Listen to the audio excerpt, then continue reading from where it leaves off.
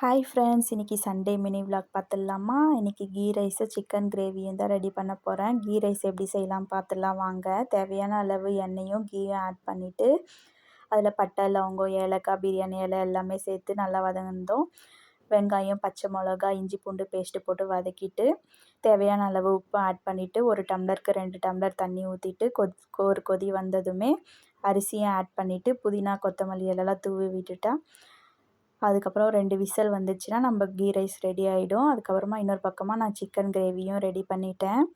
Ready பண்ணி முடிச்சுட்டு நிஷான் குட்டியும் குளிக்க வச்சு அவனை ரெடி பண்ணி விட்டுட்டு இருந்தேன். இந்த கேப்பில் பார்த்தா மழை வர ஆரம்பிச்சிருச்சு. இப்போ வந்து பெங்களூரில் நான் டெய்லியும் மழை வந்துட்டு தான் இருக்குது. இப்போ டைம் வந்து 2:00 ஆகுது. நல்லா மழை பெஞ்சிட்டு இருக்குது. அதுக்கப்புறம் நானும் நிஷான் குட்டியும் மத்தியானம் லஞ்சு சாப்பிட்டு முடிச்சிட்டோம். உங்களுக்கு என் வீடியோ பிடிச்சிருந்தால் லைக் பண்ணி சப்ஸ்கிரைப் பண்ணிடுங்க. தேங்க்ஸ் ஃபார் வாட்சிங்.